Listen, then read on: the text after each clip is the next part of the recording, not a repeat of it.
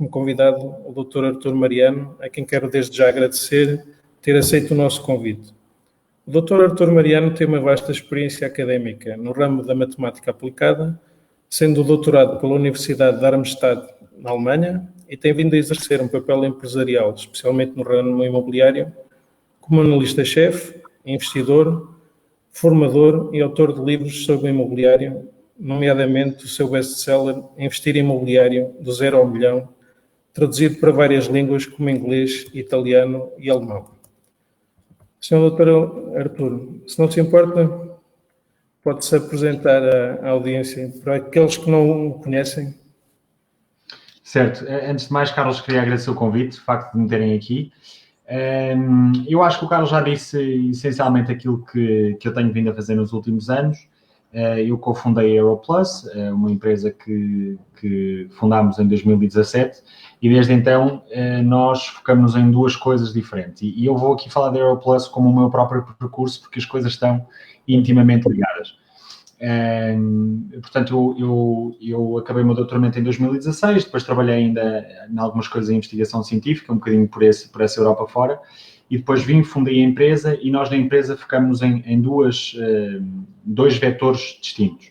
O primeiro é a análise de mercados imobiliários, trabalhos de consultoria, nomeadamente para investidores imobiliários, nos quais temos relatórios quinzenais que eu próprio escrevo para analisarmos os mercados e percebermos quais é que são os melhores mercados a investir, como é que os negócios estão a ocorrer, portanto, mudanças que haja na legislação, aquilo que dizem, por exemplo, o relatório de estabilidade financeira do Banco de Portugal sobre a economia e o imobiliário, e, portanto, isso enquadra-se naquilo que é o nosso trabalho de consultoria.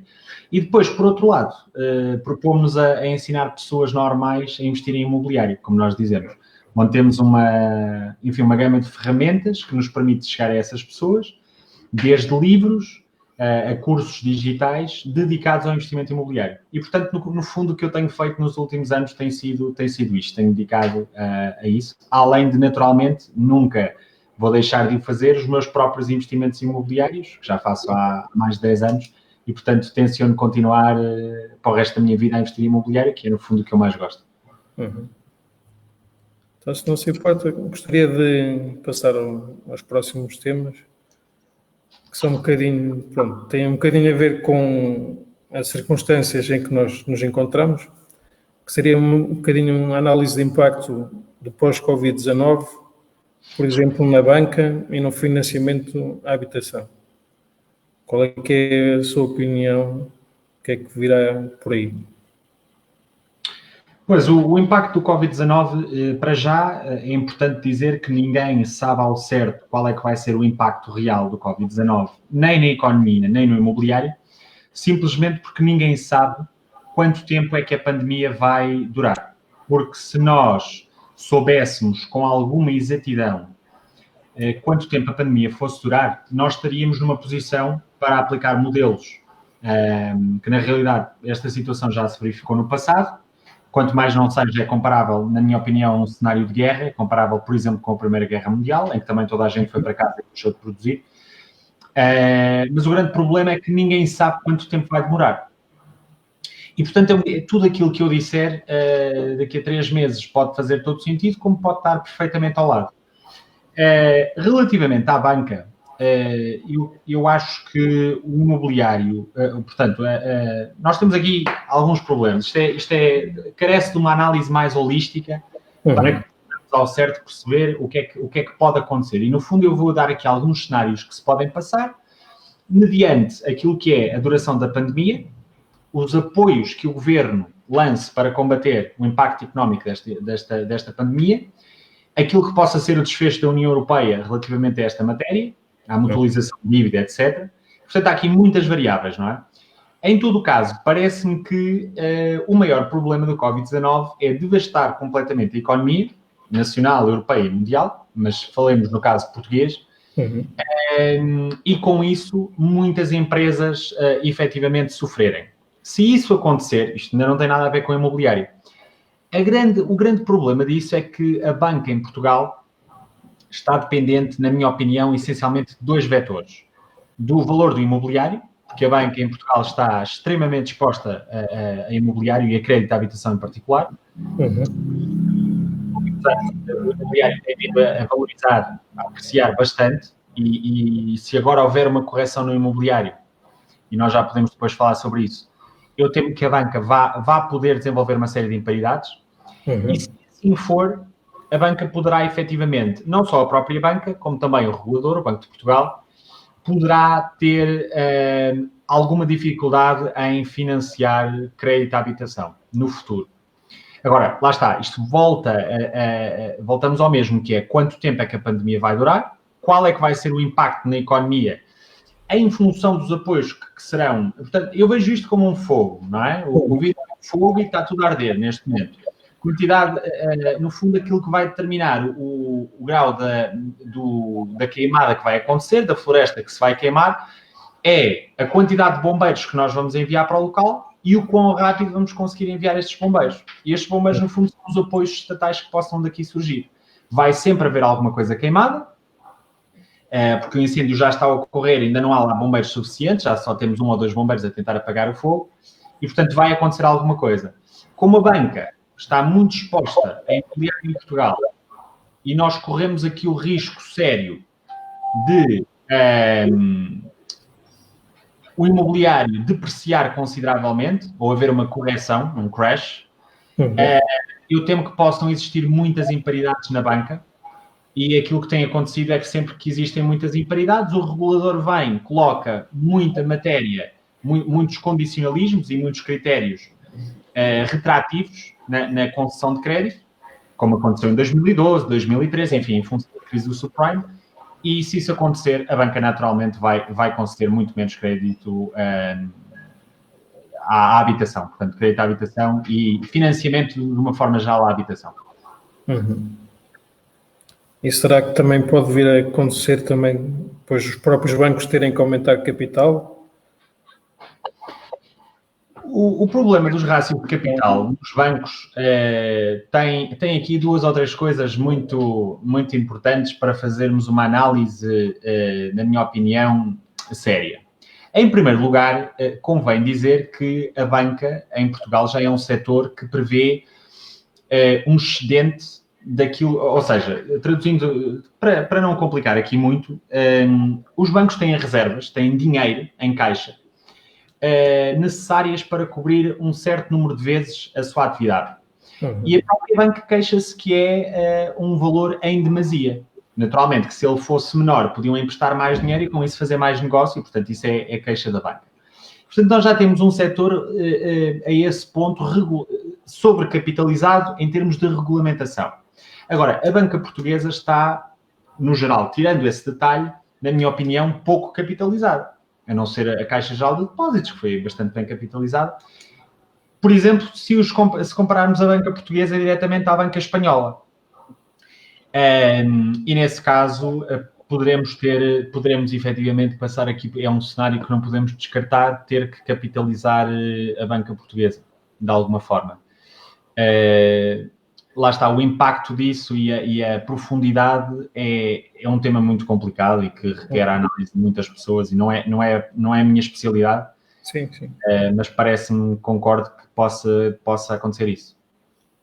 Eles também podem ter que fazer uma opção, ou fazem financiamento de habitação, ou fazem financiamento a empresas, ou até ao próprio Estado para comprarem dívida, porque eles têm que alocar os recursos a um destes 3 elementos, 3 ou mais, até há mais. Mas... Exato. Pois, aí no fundo eu acho que pode estar mais dependente daquilo que possa ser o impacto do regulador. Porque nós observámos, e com certeza o Carlos lembra-se bem, daqui a 3 ou 4 anos as pessoas podiam se financiar a 100% para adquirir habitação. Hoje já não é assim, têm vindo a ser impostas uma série de medidas, regras macroprudenciais em particular, pelo Banco de Portugal, e eu acho que isso no fundo são as linhas matrizes daquilo que pode ser a concessão de crédito. Portanto, não sei muito bem como é, para ser sincero, não sei muito bem como é que isto se pode desenrolar, a que nível, e também não sei qual é que seria o melhor setor ao qual sempre está dinheiro. Se aos particulares, se às empresas, se ao próprio Estado. E digo isto porquê? Em termos de análise de bancos, e por acaso nós vamos ter um podcast com um convidado que foi ex-administrador da Caixa Geral de Depósitos, eu estive a falar com ele, é uma pessoa que eu admiro bastante, e nós falávamos dos NPLs, que são Non-Performing Loans, basicamente créditos que entram em default. E Portugal tem uma altíssima taxa de NPLs, Non-Performing Loans, e até Non-Performing Exposures, bastante altos, comparativamente com o resto da Europa. E isso é tão verdade para famílias como para empresas, embora em empresas elas sejam um pouco mais baixos. No entanto, com esta crise económica, parece-me que possivelmente as empresas vão ser mais afetadas do que as famílias. Toda a gente vai ser afetada, não sabemos ainda o grau, porque falta saber a quantidade de bombeiros que vão vir, não é? Apagar o fogo. Mas, possivelmente, parece-me a mim, embora eu não seja economista, que as empresas vão ser mais afetadas. E depois temos o terceiro vetor, que é o Estado, que, na realidade, nós temos um excesso brutal de dívida pública. Na minha opinião, se eu gerisse o país, isso não podia ter chegado minimamente onde chegou, a 120% do nosso PIB. E, portanto, nós já temos uma dívida pública altíssima e o risco de default já não é assim tão baixo. Ou seja, trocando por miúdos, eu acho que toda a gente, neste momento, famílias, empresas e Estado, podem correr aqui o risco de entrar em default no caso de empréstimos. E se assim for, eu não sei qual é que vai ser a melhor alocação de recursos da própria banca. Além de que, volto a dizer, há aqui o fator do regulador que ditará, com certeza, enfim, muitas imposições na concessão de crédito. E as próprias moratórias que os bancos também têm vindo a aplicar também pode ter sido um bocadinho empurrar com a barriga à espera de uma solução que venha da parte da Europa, ou não? Parece-me que as moratórias acabaram por ser mais uma imposição do que propriamente uma vontade da banca. Mas talvez a banca a tenha encarado como vamos esperar para ver o que é que isto vai dar. A banca, com as moratórias, de facto está a deferir muito rendimento, o que também me preocupa, porque, eu volto ao ponto inicial, a banca portuguesa está demasiado exposta à crédito de habitação. Aliás, isso vê-se pela regulação do mercado. O mercado está todo mal regulado, ou seja, nós temos uma elevadíssima taxa de habitação própria permanente, comparativamente com economias mais fortes. Seria suposto que a nossa taxa de habitação própria permanente fosse mais baixa, como, por exemplo, se compararmos com os países nórdicos e centrais da Europa, e não é assim. Portanto, aí já começa mal. Ou seja, traduzindo agora um bocadinho mais pessoas deviam arrendar e menos pessoas deviam comprar. Na minha opinião, para o mercado ser melhor regulado. E como há muita gente a comprar, há uma elevadíssima exposição a crédito à habitação, não é? E sendo esse o principal, o core business da banca portuguesa, as moratórias podem vir aqui introduzir um problema, que é demasiado deferimento, demasiadamente rápido, para um setor que é muito pesado, que é a banca. Eu não fiz contas nunca sobre isso, nunca me dediquei a isso, porque não é isso que me tenho dedicado ultimamente. Tenho mais dedicado a mercados de REITs e fundos imobiliários e aos próprios mercados e a negócios imobiliários. Mas parece-me que possa ser um problema. Ou seja, esse empurrar com a barriga para a frente pode ser, aliás, agora eu estou-me aqui a lembrar de uma analogia que não sei se encaixa bem, mas é a que me estou a lembrar, que é nós jogarmos póquer. Muitas vezes nós no póquer pagamos para ver. Ou seja, pagamos só para ver o que é que vai ser a próxima carta, para ver se temos bom jogo ou não. Talvez aqui a banca esteja a pagar para ver. Ok, compreendo. Então, passando também ao próximo ponto. Qual é que será o impacto? Bom, já analisamos um bocadinho na banca, no crédito à habitação própria, mas agora também ao nível da economia e no alojamento local, porque grande parte do nosso PIB, pelo menos atual, concentra-se bastante no turismo, e enquanto existir esta pandemia e não existir uma cura efetiva e uma vacina, o turismo será muito menos do que aquilo que nós temos hoje em dia, não é? Ou seja, isto também pode vir a trazer impacto ao nível do turismo, alojamento local imóveis que estavam alocados para alojamento local que neste momento vão ficar vazios, basicamente. Ou seja, terão que ou esperar por melhores dias, só que para isso também têm que ir amortizando o próprio capital investido, ou realocarem para arrendamento ou fazerem um desinvestimento e esperarem por melhores dias. Qual é que é a sua opinião? O alojamento local é um tema mais fácil de analisar por mim do que a questão da banca, da dívida pública e até a mutualização da dívida à escala europeia, porque tenho mais dados. E parece-me, é uma análise, se calhar um bocadinho cáustica. Ou seja, nem toda a gente que investe em alojamento local vai gostar de ouvir o que eu tenho para dizer. Mas eu queria dizer que eu posso estar errado. Agora, esta é a minha opinião. E eu sou sempre fiel àquilo que é a minha opinião e não a vou dar porque acho que vai haver pessoas que gostam e que não gostam, não me guio por aí. Portanto, o que é que eu tenho a dizer sobre o alojamento local? E sobre as questões que o Carlos levantou, e muito bem. O problema do alojamento local é que ele já está a ser tremendamente afetado, não é? Aliás, o projeto Bloomer publicou agora um estudo há pouquíssimo tempo em que falava de 10 milhões de euros de perdas no alojamento local em março, em Lisboa e Porto. Eu até acho que as contas possam perfeitamente ter sido feitas por baixo. Porque eu fiz umas contas do género. Lisboa e Porto têm no mínimo 35 mil fogos alocados ao alojamento local. Se nós considerarmos uma taxa de ocupação de 30% e se considerarmos um preço por noite de 50 euros por cada uma desses fogos, que claramente são valores conservadores, nós estaríamos aqui a falar de $500 mil euros por noite em Lisboa e Porto juntos. Ou seja, levaria a 15 milhões de euros num mês. Ok, eles dizem 10, é um desvio de 50%.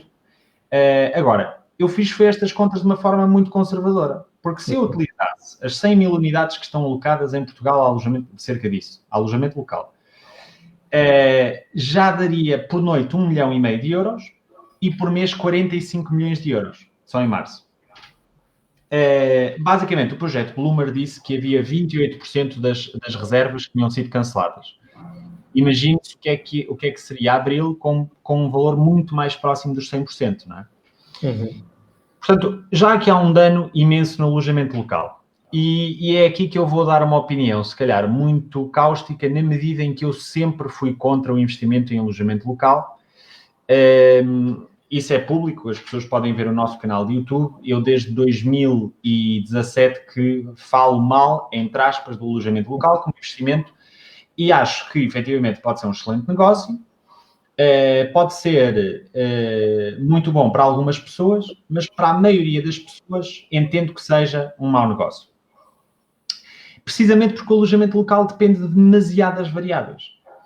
E, além de se tratar de um setor com muito baixo valor acrescentado, mas isso não faz dele um bom ou mau negócio nesta perspectiva. Agora, ele depende de muitas variáveis e aquilo que tem vindo a acontecer é que Portugal teve uma recuperação económica absolutamente fantástica nos últimos anos. E se deveu, de facto, muito ao turismo, que é o setor que representa a maior fatia das exportações, salvo erro, do nosso país. Agora, isso verificou-se, temos que ser sérios, porque Portugal se tornou um destino muito atrativo de um momento para o outro. Somos campeões da Europa de futebol, campeões da música, quer dizer, Portugal começou a estar em voga por vários motivos. Também por causa dos conflitos no Norte da África, da mudança das rotas.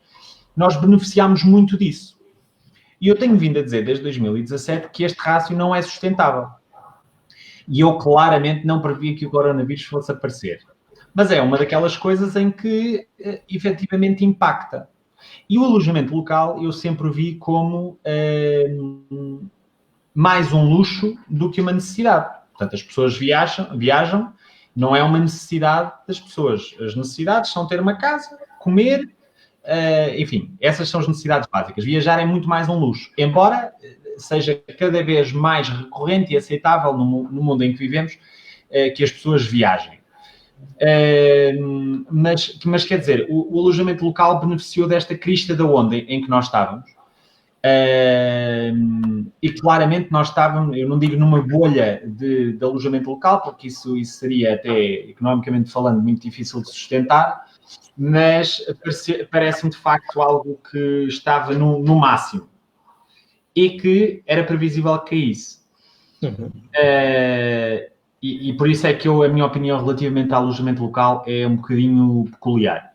Agora, o que disse faz todo o sentido, portanto, os focos alocados para alojamento local vão ter que ser ou alocados a arrendamento tradicional, o que pode fazer, se for uma quantidade significativa, pode fazer com que as rendas nesses mercados baixem. Felizmente não é em todos. Depois pode haver um desinvestimento, como o Carlos disse, o que significaria a venda dos ativos inerentes ao negócio do alojamento local e isso forçar uma correção dos preços nesses mercados, o que felizmente também não é para todos os mercados, leia-se. E depois temos aqui um outro ângulo que é as pessoas continuarem com o investimento à espera de que isto mude. E aí já não é tanto a minha praia, portanto eu não sei, não sou epidemiologista, não sei o que é que pode acontecer, mas se calhar eu diria que é muito possível que as pessoas mantenham o contacto próximo, resfriado nos próximos anos. E se assim for, as viagens também elas estarão comprometidas. Talvez com a quantidade de imóveis que são vendidos para outros fins e que são convertidos em arrendamento tradicional, leva a uma correção que depois assenta bem com aquilo que seja o resfriamento e o negócio como um todo, o mercado do alojamento local, permaneça estável? Não sei, teriam que ser feitas, há muitas variáveis e teriam que ser feitas muitas contas para prever. Agora, o que me parece é que já está a haver um impacto muito grande e que vai continuar a existir, sem dúvida. Se as pessoas vão vender e isso levar a uma possível correção dos mercados, é uma possibilidade, tal como é converter em rendimentos tradicionais e os valores das rendas oscilarem. Então, passando ao próximo ponto, já que falamos no mercado de alojamento local e agora a transposição lógica para o mercado de arrendamento dito tradicional. Ou seja, com o previsível aumento da oferta via mercado de alojamento local que se reconverte em arrendamento tradicional, será que irá haver uma pressão em baixa ao nível dos preços devido ao aumento da oferta ou irão se manter? Depois também a banca ou não emprestar tanto para a habitação própria e as pessoas têm que viver em algum lado, será que vão então decididamente mudar-se para o mercado de arrendamento? Pois, nós na Europlus temos aquilo que chamamos mercados corrigidos e não corrigidos. E às vezes, dependendo do país e do tempo em que vivemos, claro que nós nos cingimos a Portugal, mas economicamente falando, podemos estar num caso em que só há mercados corrigidos, podemos estar num caso em que só há mercados não corrigidos, ou podemos estar num caso em que há um misto dos dois, que é aquilo que nós vivemos hoje em Portugal. Há uma série de mercados aos quais nós chamamos não corrigidos, como, por exemplo, Lisboa, Porto e alguns mercados dentro do Algarve, e aquilo que nós chamamos de mercados tendencialmente corrigidos ou corrigidos, que estão noutras zonas do país. Essa preocupação do arrendamento tradicional, em virtude do impacto, do número de focos que haja alocados a investimento local, a alojamento local, que sejam transportados para o arrendamento tradicional, não me parece um problema naquilo que nós chamamos de mercados corrigidos. Ou seja, parece-me muito, objetivamente falando, parece-me muito mais um problema em Lisboa, Porto e Algarve. Portanto, aí nós podemos de facto ver uma oscilação muito grande de preços e podemos ver uma queda dos valores das rendas. Agora, também temos que ter noção que no país a grande maior parte dos focos expostos ao alojamento local estão precisamente no Algarve. sendo que Lisboa, salvo erro, tem 28% da fatia e o Porto terá qualquer coisa como 14% ou 18%, agora não me recordo de cabeça. E, portanto, além disso, convém perceber se o número de fogos alocados ao alojamento local é muito representativo do número de fogos expostos a arrendamento tradicional nas cidades. E eu diria que no caso do Porto não é tão problemático como Lisboa. Só que temos aqui um outro ângulo a analisar, que é a maior parte dos fogos de alojamento local estão concentrados nos centros históricos, onde tradicionalmente os portugueses têm alguma dificuldade em viver de forma permanente. Por isso é que víamos, antes da febre do alojamento local, os mercados nos centros das cidades muito devolutos e muito abandonados, não é? E, portanto, voltamos aqui a cair num ponto em que há muitas variáveis, mas aquilo que eu posso dizer com mais certeza é que nos mercados aos quais nós na Europlus chamamos corrigidos, esse impacto será muito, muito pequeno. Em Lisboa, Porto e Algarve é muito difícil especular porque há de facto muitas variáveis, como eu disse, mas é possível que haja uma oscilação das rendas, em particular uma queda no valor.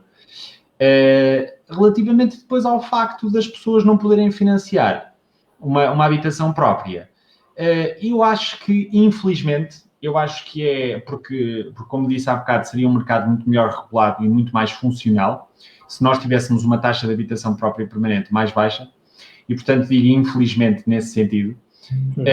Acho que aquilo que pode acontecer é que eventualmente até andemos nisso, salvo seja, 2 anos ou 3, e depois as pessoas tradicionalmente voltem a querer comprar casa, porque é uma coisa muito portuguesa, o sonho de comprar casa, e acho que isso vai demorar muitos anos a mudar. E, portanto, podemos ter aqui, nessa linha de raciocínio, uma oscilação, de facto, de preços a curto prazo, mas que, no final, as coisas se estabilizem.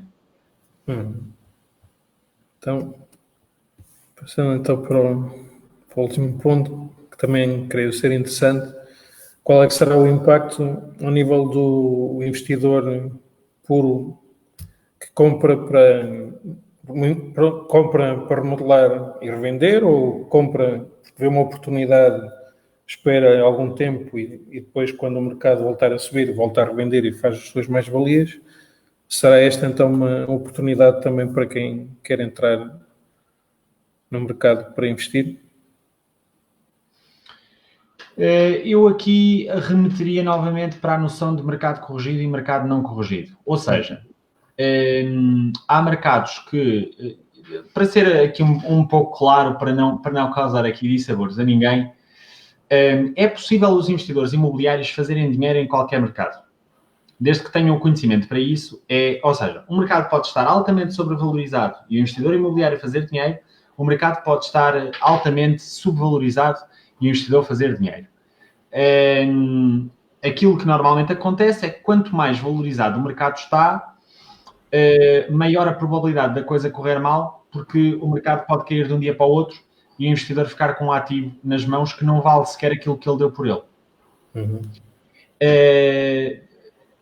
Dito isto, é possível comprar e revender hoje aquilo que nós chamamos de fix and flip, fazer hoje isso em Portugal. Quando digo hoje, pré-Covid-19, vamos dizer janeiro, ainda ninguém sabia que ia chegar o Covid-19 pelo menos com este impacto, ele já existia desde outubro ou novembro, mas não sabíamos que nos ia afetar tanto. Era perfeitamente possível, em mercados sobrevalorizados e não corrigidos, continuar a fazer dinheiro com alguma consistência. Pós-Covid-19, o que pode acontecer, é uma possibilidade, não é uma certeza, é os mercados caírem em função daquilo que pode ser a crise económica inerente em que venhamos a viver, nomeadamente a quebra brutal de rendimentos que podemos ter por aí. O facto do próprio governo se ter que financiar mais, nós já teremos um excedente brutal de dívida pública. Não está tão mal como Itália e Espanha, continuamos a ter níveis perigosos. O facto dos juros na dívida pública subirem, só isso faz com que tudo aquilo que andámos a viver nos últimos 4, 5 anos com taxas de juros baixos logo poucos impostos, mude completamente. Portanto, nós podemos estar aqui perante uma crise económica. Se houver uma crise económica, o cenário de uma correção no imobiliário não é descabido de todo. Portanto, podemos efetivamente, traduzindo aqui um bocadinho, simplificando ao máximo, podemos efetivamente estar aqui perante um cenário em que o valor do imobiliário venha a ser corrigido, naturalmente em proporção daquilo que é a não correção do mercado inerente. Ou seja, Lisboa e Porto é expectável que caiam muito mais do que Coimbra, por exemplo, que é um mercado mais corrigido, não é? Tanto em valores absolutos como em valores relativos. E se isso acontecer, nós, portanto, seguindo ainda a lógica, é um bocadinho extensa, mas se isso acontecer, efetivamente, vamos entrar aqui num mercado diferente, que é um mercado onde os preços do imobiliário baixaram e se espera que ao longo do tempo eles voltem a subir, porque o imobiliário tem esta característica resiliente de, com o passar do tempo, à partida, subir sempre. Mesmo numa população envelhecida como a nossa e estarmos a crescer de população, ele continua a subir, até porque neste momento já estamos integrados numa procura global e, portanto, um francês, um alemão, um inglês, vem a Portugal comprar imobiliário como nós vamos ao supermercado, portanto, já ultrapassámos essa barreira. Se isso assim for, para os investidores mais astutos e aqueles que têm mais conhecimento dos mercados com maior potencial de valorização, pode ser uma excelente altura para investir. Volto a dizer, se assim for, queria sublinhar isso, porque eu não estou a dizer que vai haver uma correção do imobiliário, porque, volto a dizer, o fator inerente àquilo que possa acontecer relativamente à economia e ao mercado imobiliário é o tempo da duração desta pandemia. Esse é o ponto número 1, na minha opinião. O lapso temporal que efetivamente decorre. Ponto número 2, os apoios que serão concedidos à economia. Não é? E, portanto, isso eu não conheço a extensão nem de um nem do outro. Sei que os apoios até agora, em Portugal, são muito poucos. Sim. Só totalizam 4 a 5% do nosso PIB, enquanto, por exemplo, a Alemanha tem 22% do seu PIB, o que em termos absolutos é 3 vezes o nosso PIB inteiro.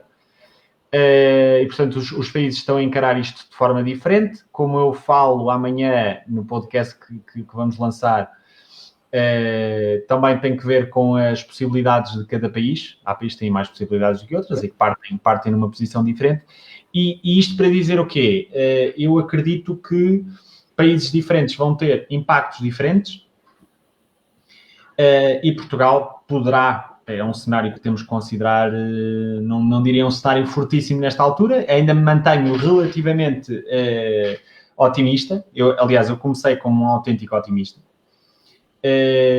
Não sei se vai acontecer, mas é possível que aconteça. Se isto durar muito mais meses, mais provável é que aconteça. E se isso acontecer, a correção no imobiliário em Portugal, eu temo que vai ser muito grande. Porque Portugal o imobiliário português está extremamente alavancado naquilo que é a economia à escala europeia. Ou seja, traduzindo um bocadinho, nos últimos anos o imobiliário apreciou bastante porque começou a ser comprado por capital estrangeiro, por franceses, por alemães, por ingleses, por fundos de investimento desses países.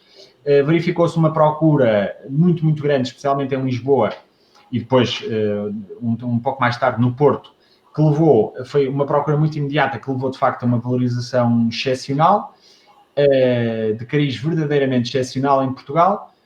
E agora a economia à escala europeia pode estar um pouco afetada. Uhum.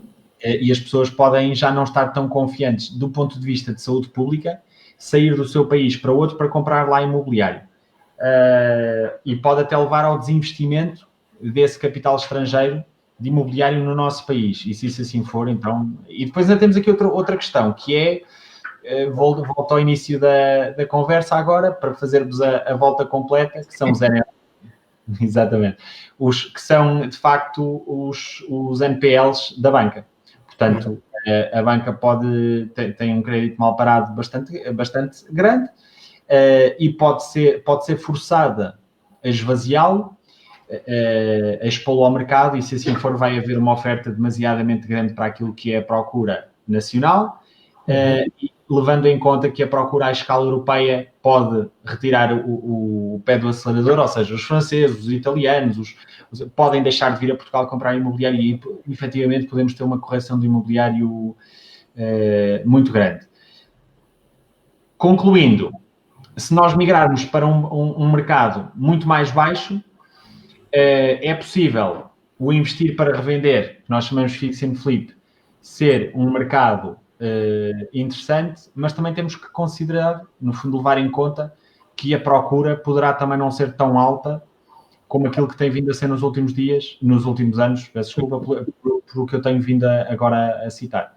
E, portanto, se calhar o rácio procura-oferta pode não mexer assim tanto, porque efetivamente pode subir muito